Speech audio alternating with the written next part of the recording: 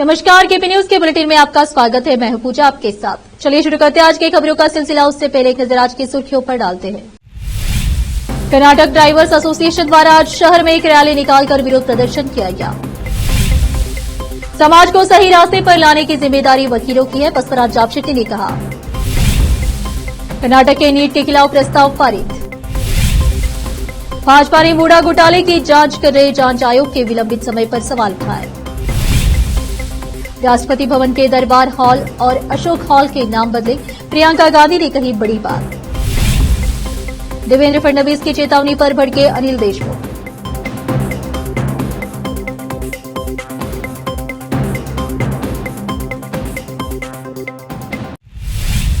समाचारों का सिलसिला शुरू करते हुए देखते हैं समाचार विस्तार से। कर्नाटका ड्राइवर्स एसोसिएशन द्वारा आज शहर में एक रैली निकालकर विरोध प्रदर्शन किया गया। आज शहर के अंबेडकर चौक से जिलाधिकारी कार्यालय तक पट्टे पानी में यह रैली निकाली गई। यह रैली एसोसिएशन के जिलाध्यक्ष हालेप्पा के नेतृत्व में निकाली गई और यातायात आयुक्त बेंगलुरु को एक ज्ञापन सौंपा। कैमरामैन पप्पू राज का कवरेज। चालकर कुट से आज जो बीदर में एक रैली किया है, ये रैली का उद्देश्य इतना है कि हमारा जो ड्राइवरों को बहुत गवर्नमेंट अन्याय कर रहा है। ऐसा बोले तो ये पैनिक बटन और GPRS या HSRP डेली एक नया रूल्स लेके आ रहे हैं। ठीक है, रूल्स लेके आ जाओ, लेकिन हमारे ड्राइवर के लिए भी तो कुछ तो करो ना। क्या करे, आज तक हमारा जो येलो बोर्ड गाड़ी है, सभी ऑफिसों में गवर्नमेंट ऑफिसर ही फिर रहे। जो व्हाइट बोर्ड गाड़ी वो एक्चुअली रूल चलना नहीं है, तो इन लोग हमारे येलो बोर्ड को छोड़ के उन लोग ले रहे। हमारे को डेली एक नया रूल लेके आ रहे। GPRS, panic button. तो पैनिक बटन का क्या है बोल के किसी को अभी तक की कोई ड्राइवर को मालूम नहीं है। और स्पीड गवर्नर वो एफसीज नहीं कर रहे RTO ऑफिस में। ये अभी नया रूल लेके आ रहे हैं। मैं गवर्नमेंट से विनती कर रहा हूँ कि ये जो रूल है इसको हटा दो और हमारा चालक के लिए कुछ करो। नहीं तो अगर आप करते बोले तो हम तो किसी एफसी नहीं करते गाड़ी को। पूरा आगे आने वाले दिन में हमारा कर्नाटक चालक रोकपुर से ही पूरा कर्नाटक में रोड के ऊपर बंद कर देते गाड़ी, सब पूरा गाड़ी बंद हो जाता है। मैं इतना रिक्वेस्ट कर रहा हूँ कि गवर्नमेंट से ये जो है आप लोग करें 30-40 का जो आपका स्कीम है ये बंद करो दो, हटा दो बोल के हमारा जो कर्नाटक चालक रोकपुर से हम रिक्वेस्ट कर रहे हैं। धन्यवाद। आपका नाम? गुलियाप्पा। समाज को सही रास्ते पर लाने की जिम्मेदारी वकीलों पर है और उन्हें भविष्य में अच्छे वकील के रूप में समाज में अच्छा काम करना चाहिए, ऐसा बीदर शहरी विकास प्राधिकरण के अध्यक्ष बसवराज जापशेट्टी ने कहा। वह गुरुवार को RVHI Bidappa law college Bidar, Karnataka state law university Hubli, Karnataka राष्ट्रीय शिक्षा संस्थान RVHI Bidappa law college Bidar, जिला कानूनी सेवा प्राधिकरण बीदर, जिला बार एसोसिएशन और राष्ट्रीय सेवा योजना संयुक्त आश्रय ने वर्ष 2023-24 के लिए राष्ट्रीय सेवा योजना की वार्षिक विशेष शिविर के समापन समारोह की अध्यक्षता करते हुए बोल रहे थे।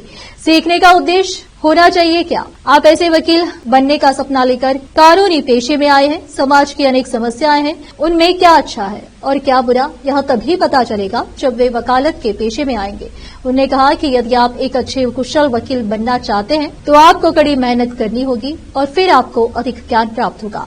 7 दिनों तक राष्ट्रीय सेवा परियोजना कार्यक्रम को अच्छे तरीके से आयोजित करने के लिए उन सभी को बधाई। उन्होंने कहा कि वह और अधिक पढ़ाई कर उच्च पद प्राप्त कर हमारे कॉलेज का नाम रोशन करना चाहते हैं। कार्यक्रम में मुख्य अतिथि के रूप में शामिल हुए जिला संवाददाता डॉक्टर सुरेश जी ने कहा कि राष्ट्रीय सेवा योजना गांधी जी की सर्वोदय की अवधारणा के तहत शुरू की गई थी, जिससे स्कूलों और कॉलेजों के छात्रों को सीखने के साथ साथ समाज की सेवा करने और देशभक्ति विकसित करने में मदद मिलेगी। रोकते समाचारों का सिलसिला एक ब्रेक के लिए, जल्द लौटते हैं ब्रेक के बाद।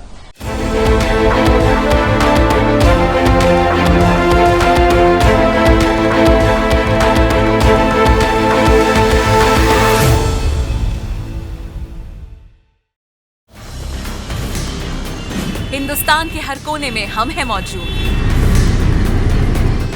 24 घंटे हालात पर गहरी नजर, खबरों से जुड़े चुपते सवालात और आपको दिखाता है धार्मिक, सामाजिक, राजनीतिक,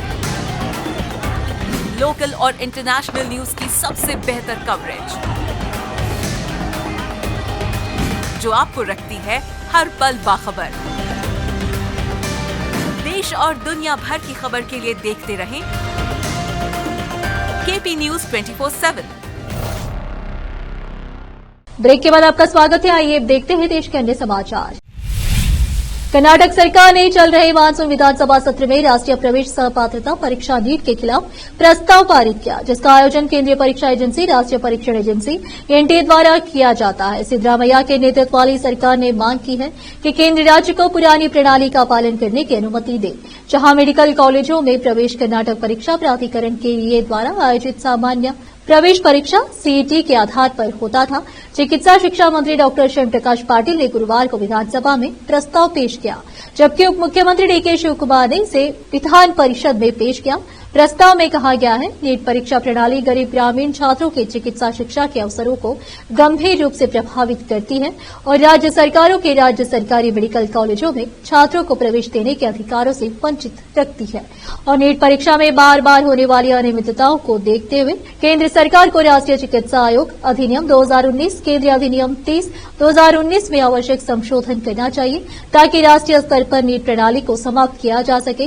प्रस्ताव में कहा गया कि कर्नाटक विधान परिषद ने सर्वसम्मति से केंद्र सरकार से राज्य को नीट परीक्षा से छूट देने और सीईटी के आधार पर मेडिकल प्रवेश की अनुमति देने का आग्रह किया। विधानसभा में सत्ता पक्ष और विपक्ष के सदस्यों के बीच तीखी नोकझोंक देखने को मिली, जब विपक्ष के नेता आर अशोक ने मूडा घोटाले पर स्थगन प्रस्ताव लाने की कोशिश की। स्पीकर यूटी खादर ने इसकी अनुमति नहीं दी, जिसके परिणाम स्वरूप तीखी बहस हुई। खासकर पूर्व कानून मंत्री सुरेश कुमार और कानून मंत्री एच.के. पाटिल के बीच पाटिल ने कहा कि क्योंकि मूडा घोटाले की जांच के लिए आयोग को जिम्मेदारी सौंपी गई है, इसीलिए नियमानुसार सदन में स्थगन प्रस्ताव के तहत इस पर चर्चा नहीं की जा सकती। राज्य सरकार ने सेवानिवृत्त न्यायमूर्ति पीएन देसाई की अध्यक्षता में एक सदस्यीय आयोग का गठन किया है और उन्हें जांच पूरी करने के लिए 6 महीने का समय दिया है। भाजपा के सुरेश कुमार ने कहा कि आयोग का गठन सरकार के लिए अग्रिम जमानत की तरह है। उन्होंने कहा कि इसका गठन 14 जुलाई को मानसून सत्र शुरू होने से एक दिन पहले किया गया था, क्योंकि आप जानते थे कि हम इस मुद्दे को उठाएंगे। ऐसे महत्वपूर्ण मुद्दे पर चर्चा करना सदन की जिम्मेदारी है। कर्नाटक के राजस्व मंत्री कृष्णा बैरेगौड़ा ने विधान परिषद को बताया कि 2023-24 में 38,78,525 किसानों को सूखा राहत मुआवजा दिया गया, जो अब तक एक साल में सबसे अधिक है। भाजपा एमएलसी केशव प्रसाद एक सवाल का जवाब देते हुए गौड़ा ने कहा कि पिछले साल 23,42,667 किसानों को दी गई सहायता सबसे ज्यादा थी। इस साल इस मद में 4,047 करोड़ रुपए खर्च किए गए हैं। उन्होंने कहा कि अधिकारियों द्वारा खेतों का दौरा करने और फसल नुकसान का सर्वेक्षण करने के बाद सहायता प्रदान की गई। उन्होंने कहा यह सहायता सीधे किसानों के बैंक खातों में जमा की गई, जिनकी फसल का 33% नुकसान हुआ है। इसके अलावा मंत्री ने बताया कि पहली बार राज्य सरकार 17.8 लाख किसानों को आजीविका के नुकसान के लिए निःशुल्क राहत भी प्रदान कर रही है और उस उद्देश्य के लिए 531 करोड़ रुपए आवंटित किए गए हैं। इस बीच गौड़ा ने इस बात पर भी प्रकाश डाला कि केंद्र सरकार ने जानबूझकर या अनजाने में कहा था कि फसल नुकसान के लिए सहायता लेने वाले किसान फसल बीमा का दावा करने के पात्र नहीं है। उन्होंने जोर देकर कहा, मैंने एक बैठक में इस मामले को उठाया और इस बात पर जोर दिया कि इससे बीमा कंपनियों को फायदा होगा, किसानों को नहीं। जिसके बाद इसमें बदलाव किया गया। जिन किसानों को फसल का नुकसान होता है और सरकार से सहायता मिलती है, वे भी फसल बीमा प्राप्त कर सकते हैं। रोकते समाचारों का सिलसिला एक ब्रेक के लिए, जल्द लौटते हैं ब्रेक के बाद।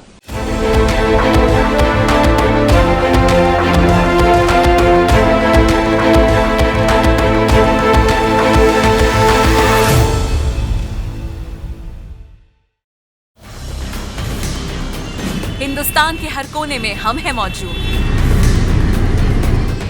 24 घंटे हालात पर गहरी नजर, खबरों से जुड़े चुपते सवालात और आपको दिखाता है धार्मिक, सामाजिक, राजनीतिक, लोकल और इंटरनेशनल न्यूज की सबसे बेहतर कवरेज, जो आपको रखती है हर पल बाखबर। देश और दुनिया भर की खबर के लिए देखते रहें केपी न्यूज 24/7। ब्रेक के बाद आपका स्वागत है। आइए अब देखते हैं देश के अन्य समाचार। राष्ट्रपति भवन के प्रतिष्ठित दरबार हॉल और अशोक हॉल के नाम गुरुवार को बदलकर क्रमशः गणतंत्र मंडप और अशोक मंडप कर दिए गए। भारत के राष्ट्रपति का कार्यालय और निवास राष्ट्रपति भवन राष्ट्र का प्रतीक और देश की एक अमूल्य धरोहर है। राष्ट्रपति सचिवालय की ओर से जारी एक बयान में कहा गया, लोगों के लिए इसे और अधिक सुलभ बनाने के लगातार प्रयास किए जा रहे हैं। राष्ट्रपति भवन के माहौल को भारतीय सांस्कृतिक मूल्यों और लोकाचार को प्रतिबिंबित करने वाला बनाने का प्रयास लगातार किया गया है।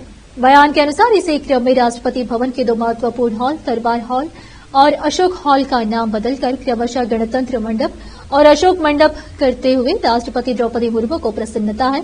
दरबार हॉल राष्ट्रीय पुरस्कारों की प्रस्तुति जैसे महत्वपूर्ण समारोह और कार्यक्रम के आयोजन का स्थान है। बयान में कहा गया है कि दरबार शब्द भारतीय शासकों और ब्रिटिश अदालतों और सभाओं को संदर्भित करता है।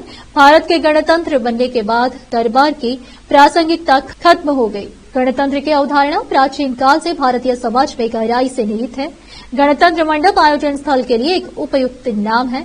बयान के अनुसार अशोक शब्द का अर्थ किसी ऐसे व्यक्ति से है जो सभी कष्टों से मुक्त या किसी भी दुख से रहित है तथा इसके अलावा अशोक का तात्पर्य एकता और शांतिपूर्ण सहअस्तित्व के प्रतीक सम्राट अशोक से है। बयान में आगे कहा गया है, भारत गणराज्य का एक राष्ट्रीय प्रतीक अशोक स्तंभ है। इसके अनुसार अशोक हॉल का नाम बदलकर अशोक मंडप रखा गया है। मंडप भाषा में एक रूपता लाता है और अशोक शब्द से जुड़े प्रमुख मूल्यों को बरकरार रखते हुए अंग्रेजीकरण की संस्कृति के निशाने को मिटाता है। महाराष्ट्र के उप मुख्यमंत्री देवेंद्र फडणवीस और एनसीपी शरद पवार गुट के नेता अनिल देशमुख के बीच चल रहे आरोप प्रत्यारोप का दौर थमने की जगह और भी बढ़ता जा रहा है। इसकी शुरुआत अनिल देशमुख के बयान से हुई, जब उन्होंने देवेंद्र फडणवीस पर आरोप लगाते हुए कहा था कि फडणवीस ने अतीत में किसी को भेजकर अनिल देशमुख, उद्धव ठाकरे, आदित्य ठाकरे, अजित पवार और अनिल परब के खिलाफ आरोप लगाने के लिए कहा था। इसके बाद देवेंद्र फडणवीस ने अनिल देशमुख को चेतावनी दी और अब अनिल देशमुख ने उस पर अपनी प्रतिक्रिया दी है। देवेंद्र फडणवीस की चेतावनी के बाद अनिल देशमुख भड़क गए और गुरुवार को नागपुर में एक प्रेस कॉन्फ्रेंस करते हुए अपनी प्रतिक्रिया दी। उन्होंने कहा, मेरे पास भी पेन ड्राइव है और इसमें सभी वीडियो मौजूद है। केंद्र सरकार द्वारा देवेंद्र फडणवीस ने मुझे उद्धव ठाकरे, अजित पवार, आदित्य ठाकरे और अनिल पवार के खिलाफ छोटा आरोप लगाने के लिए मुझ पर दबाव डाला था। उन सब का वीडियो मेरे पास है। अगर कोई मुझे चैलेंज करेगा तो मैं उसका खुलासा करूंगा। रायबरेली अनियंत्रित तेज रफ्तार कार ने ड्यूटी पर तैनात ट्रैफिक पुलिस में तैनात सिपाही अरिमर्दन सिंह को टक्कर मारने के बाद पेड़ से टकराई, बाल बाल बची सिपाही की जान। घटना से मचा हड़कंप। सूचना पर पहुंची पुलिस ने कार चालक को मईकार के हिरासत में लेकर शुरू की विधिक कार्रवाई। शहर कोतवाली क्षेत्र के त्रिपुला चौराहे की घटना। रायबरेली से विपिन कुमार की रिपोर्ट। क्या नाम है आपका? अरिमर्दन सिंह की एसआई। कहाँ पे पोस्टिंग है इस समय? अभी कहाँ पे है? शिमला में ड्यूटी में कर रहा था। ड्यूटी में मैं बैठा था पेड़ के नीचे और एक बाइक को टक्कर मार के पूरा ले आकर के एक मोटरसाइकिल उस पर टक्कर मार के फिर हमको भी गिरा दिया पूरा नीचे। कौन है ये जो गाड़ी जिनकी है? ये बता रहे हैं कि असिस्टेंट मैनेजर है यूको बैंक। UCO bank. तो अभी क्या कार्रवाई कर रहे हैं? अभी तो वही आए अभी इनके बैंक के कर्मचारी लोग अभी चौकी इंचार्ज है उल्लूपुर ने कहा था कि तभी पता चला। तो क्या कुछ नशे में या कुछ इस तरह के? नहीं, नशे में तो नहीं लग रहा है। ये तो नहीं। भाजपा संविधान का सम्मान करती तो योगी जी को मुख्यमंत्री पद से हटा देती। शाहनवाज आलम अल्पसंख्यक कांग्रेस ने फल के ठेलों पर लगाया संविधान की प्रस्तावना का फोटो। लखनऊ 24 जुलाई 2024 अल्पसंख्यक कांग्रेस ने लखनऊ के चौक रोड और डेडी पुलिया पर फल विक्रेताओं के ठेलों पर संविधान की प्रस्तावना की फोटो लगाकर देश की एकता को मजबूत करने का संकल्प लिया। अल्पसंख्यक विभाग का यह प्रदेशव्यापी अभियान है। अल्पसंख्यक कांग्रेस प्रदेश अध्यक्ष शाहनवाज आलम ने जारी प्रेस विज्ञप्ति में कहा कि योगी सरकार का फल के ठेले वालों से धार्मिक पहचान उजागर करने का आदेश संविधान विरोधी था, जिस पर सुप्रीम कोर्ट ने रोक लगा दी। यह संविधान के सर्वोच्चता को स्थापित करने वाला फैसला था, जिसके बाद योगी आदित्यनाथ जी को मुख्यमंत्री पद से इस्तीफा दे देना चाहिए था या भाजपा को उन्हें हटा देना चाहिए था, लेकिन भाजपा ने संविधान विरोधी होने के कारण उन्हें नहीं हटाया। शाहनवाज आलम ने कहा कि अल्पसंख्यक कांग्रेस पूरे प्रदेश में खासकर कांवड़ यात्रा के रूट पर संविधान की प्रस्तावना की फोटो फल के ठेलों पर लगाएगी और यह संदेश देगी कि भाजपा सरकार द्वारा समाज को विभाजित करने का कोई भी षड्यंत्र कांग्रेस कामयाब नहीं होने देगी।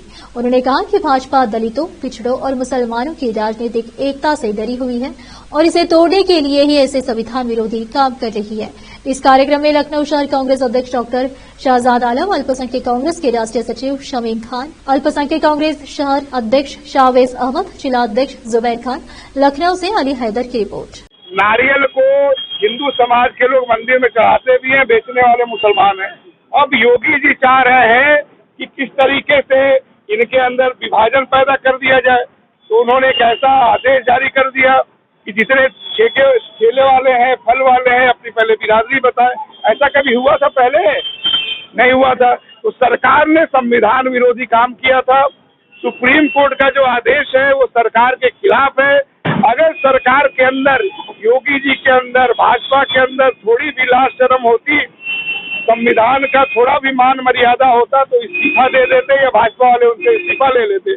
लेकिन भाजपा संविधान विरोधी पार्टी है, इसलिए इस फैसले के बाद भी उन्होंने इस्तीफा नहीं दिया। अब संख्यक कांग्रेस के लोग हमारे निकले हैं, हम लोगों को बता रहे हैं कि बटिएगा नहीं, योगी जी आपको बांटने की कोशिश करेंगे, लेकिन धर्म के, जाति के आधार पे नहीं बटना है। इसीलिए हम लोगों को ये बता रहे हैं कि ये जो प्रस्तावना है ये देश की आत्मा है, इस पे किसी भी हमले को। दिल्ली के साउथ पटेल नगर में बारिश के बाद लोहे के गेट में करंट आने से यूपीएससी की तैयारी कर रहे एक छात्र की मौत हो गई। जरा सोचिए कि जब इस छात्र के घर पर जब उसकी लाश पहुंचेगी तो उसके अधिकारी बनकर लौटने की रात देख रहे माता पिता के दिल पर क्या गुजरेगी। यह उस सरकारी मशीनरी की लापरवाही का जीता जागता उदाहरण है जिसमें आम आदमी की जान की कोई कीमत नहीं है। मामले के जिम्मेदार लोगों के विरुद्ध तुरंत एफआईआर दर्ज कर कार्रवाई होनी चाहिए। एक बार फिर से रुकते एक ब्रेक के लिए, जल्द लौटते ब्रेक के बाद।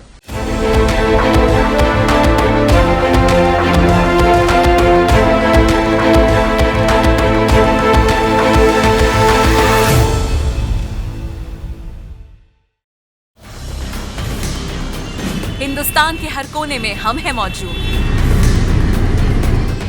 24 घंटे हालात पर गहरी नजर, खबरों से जुड़े चुभते सवालात और आपको दिखाता है धार्मिक, सामाजिक, राजनीतिक, लोकल और इंटरनेशनल न्यूज की सबसे बेहतर कवरेज जो आपको रखती है हर पल बाखबर। देश और दुनिया भर की खबर के लिए देखते रहें केपी न्यूज 24/7। ब्रेक के बाद आपका स्वागत है। आइए अब देखते हैं अंतर्राष्ट्रीय समाचार। अमेरिका की एक प्रभावशाली सांसद ने दावा किया है कि चीन हिंद महासागर के प्रमुख क्षेत्रों में अपनी पैठ बना रहा है और इस जल क्षेत्र में स्वतंत्र रूप से अवागमन के अधिकार में बाधा डाल रहा है। उन्होंने साथ ही दक्षिण एशियाई देशों में चीन के बढ़ते निवेश पर भी चिंता जाहिर की। कांग्रेस के विदेश मामलों की समिति में हिंद प्रशांत के मुद्दों से संबंधित उप समिति के अध्यक्ष और अमेरिकी सांसद यंग किम ने कहा कि दक्षिण एशिया अमेरिकी विदेश नीति और राष्ट्रीय सुरक्षा के हितों के लिए बहुत महत्वपूर्ण है। किम ने कहा कि इस क्षेत्र में भू राजनीतिक परिदृश्य में बदलाव आ रहा है जिससे अमेरिका के समक्ष कई चुनौतियां उत्पन्न हो सकती है। वैश्विक व्यापार के लिए हिंद महासागर एक महत्वपूर्ण मार्ग है। 80% समुद्री तेल व्यापार और 40% विश्व व्यापार हिंद महासागर से ही होकर गुजरता है। उन्होंने कहा चीनी कम्युनिस्ट पार्टी सीसीपी हिंद महासागर में महत्वपूर्ण मार्गों पर कब्जा कर रही है और इस जल क्षेत्र में स्वतंत्र रूप से आवागमन के अधिकार में बाधा डाल रही है। हाल ही के वर्षों में हमने पाकिस्तान और श्रीलंका में चीन के बंदरगाहों, जिबूती में सैन्य प्रतिष्ठानों और मालदीव के बुनियादी ढांचे में चीन के निवेशकों को देखा है जो अमेरिका की राष्ट्रीय सुरक्षा, आर्थिक हितों तथा क्षेत्र में हमारे मित्रों और सहयोगियों के लिए खतरा बना रहा है। अमेरिका के पूर्व राष्ट्रपति और रिपब्लिकन पार्टी के राष्ट्रपति पद के उम्मीदवार डोनाल्ड ट्रंप ने कहा है कि उपराष्ट्रपति कमला हैरिस देश में शासन करने के योग्य नहीं है। हैरिस के संभावित उम्मीदवार बनने के बाद पहली बार अपने चुनावी रैली को संबोधित करते हुए ट्रंप ने डेमोक्रेटिक प्रतिद्वंदी पर यह तीखा हमला किया। राष्ट्रपति जो बाइडेन 81 ने बीते सप्ताह राष्ट्रपति पद की चुनावी दौड़ से अपना नाम वापस ले लिया था और फिर उन्होंने कमला हैरिस के नाम का अनुमोदन किया था। हैरिस 59 अब संभवतः डेमोक्रेटिक उम्मीदवार है और अगस्त में डेमोक्रेटिक नेशनल कन्वेंशन में उन्हें आधिकारिक तौर पर पार्टी की ओर से राष्ट्रपति पद के उम्मीदवार घोषित किया जाएगा। अमेरिका के पूर्व राष्ट्रपति ट्रंप ने कहा, कमला हैरिस अमेरिकी इतिहास की सबसे उदार निर्वाचित राजनीतिज्ञ है। वह एक अति उदारवादी राजनीतिज्ञ है।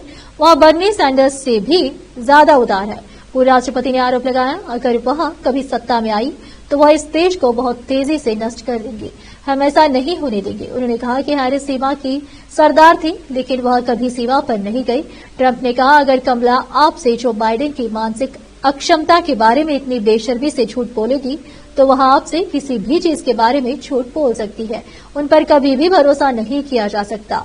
कुटिल जो बाइडेन की तरह ही कमला हैरिस भी नेतृत्व करने के लिए अयोग्य है। वह 1 साल में हमारे देश को नष्ट कर देंगी। फिर से एक नजर सुर्खियों पर। कर्नाटक ड्राइवर्स एसोसिएशन द्वारा आज शहर में एक रैली निकालकर विरोध प्रदर्शन किया गया। समाज को सही रास्ते पर लाने की जिम्मेदारी वकीलों की है, बसवराज जापशेट्टी ने कहा। कर्नाटक के नीट के खिलाफ प्रस्ताव पारित। भाजपा ने मूडा घोटाले की जांच कर रहे जांच आयोग के विलंबित समय पर सवाल उठाए। राष्ट्रपति भवन के दरबार हॉल और अशोक हॉल के नाम बदले, प्रियंका गांधी ने कही बड़ी बात। देवेंद्र फडणवीस की चेतावनी पर भड़के अनिल देशमुख।